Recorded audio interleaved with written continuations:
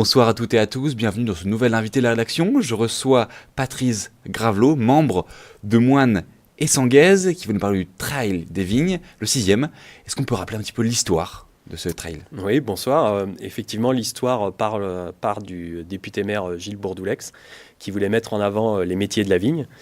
Donc les différentes communes de Thiers et de Saint-Crépin ont réuni des viticulteurs, des élus, et puis des habitants à la fois de Saint-Crépin et de Thiers, plus des amateurs de la course, on va dire la course large, c'est-à-dire le trail, le marathon, course d'orientation, raid multisport. Et suite à ça, ils ont donc créé l'association Moine et Sanguaise, qui est organisateur du Trail des Vignes. Déjà la 6e édition, il a des spécificités quand même ce trail, avec les viticulteurs, tout ça. Qu'est-ce qui fait son identité ? Alors effectivement, l'aspect viticulteur fait que les coureurs vont traverser des caves, différentes caves en fonction des kilomètres de chaque parcours. Ils traverseront bien entendu les champs, et ils traverseront les vignes également, et ils longeront les bords de certains affluents de la Sèvre comme la Moine ou la Sanguaise. Donc c'est vrai que cette traversée de cave, c'est un plus qu'on ne trouve pas partout. Mais question toute bête, grand public, on peut se dire, du coup pour le classement, s'ils prennent le temps de s'arrêter dans la cave, ils peuvent perdre du temps. Alors oui, en fait, il y a deux catégories de personnes, on va dire. Il y a les premiers qui sont là pour gagner. Ceux-là, évidemment, vous ne les verrez pas s'arrêter dans les caves. Et puis, il y a les autres qui sont là pour passer un bon moment et qui n'hésiteront pas à s'arrêter dans les caves. Un peu à l'image du marathon du Médoc, où effectivement, les gens n'hésitent pas à s'arrêter déguster, quoi. Il y a donc 3 parcours, c'est ça, dont un qui, pour la première année, a un agrément un peu spécifique. Oui, effectivement, il y a 3 parcours. Donc, il y a le petit parcours, le petit façon de parler. 10 km quand même. Voilà, la Magnum 10 km. Le plus grand parcours, la Melchior 32 km. Et l'intermédiaire, la Mathusalem 18 km, qui cette année, effectivement, a le Challenge 49, qui est un challenge organisé par la CDCHS, c'est le comité départemental des courses hors stade, qui en fait permet aux licenciés FFA, donc de la Fédération française d'athlétisme du 49, de cumuler des points pour être élu champion du Maine-et-Loire. Vous devez être fier d'avoir eu cet agrément. Enfin, du coup, c'est un événement qui a la renommée maintenant. Alors c'est un plus, c'est vrai, ce challenge, surtout auprès des licenciés. C'est vrai qu'ils vont être intéressés puisque ceux qui participent à ce challenge automatiquement vont venir participer à cette course, en sachant qu'en plus les courses qui sont dans ce challenge ce ne sont pas tous des trails. Donc on va dire que les licenciés qui se sentent plus à l'aise sur les trails vont privilégier ce type de course.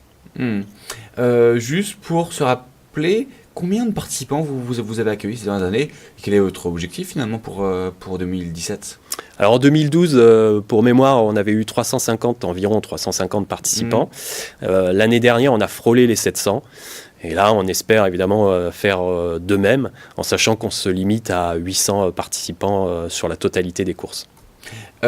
Pour s'inscrire, est-ce qu'il y a un minimum requis ? Je crois qu'il y a besoin de certificat médical. Comment ça se passe ? Oui, alors pour les licenciés, là c'est la licence qui fait foi. Par contre, effectivement, pour les non-licenciés, il faut un certificat médical de non-contre-indication à la pratique de la course à pied en compétition. Ça, c'est important. Ouais. Et datant de moins d'1 an. Oui. D'accord. Ça, c'est effectivement une obligation pour pouvoir s'inscrire à ce type de preuve. Il y a une date limite pour inscription ? Alors, la date limite est au 4 mai. Ok, très bien. Alors après, effectivement, s'il reste des places, les inscriptions sur place seront possibles. Et au maximum, on peut compter en jauge combien de personnes ? Si jamais tout le monde veut s'inscrire ? Alors 800 personnes en totalité. Oui, ce sera le maximum. Très bien. On va dire, autour de ça, il y a plein de choses qui viennent se greffer.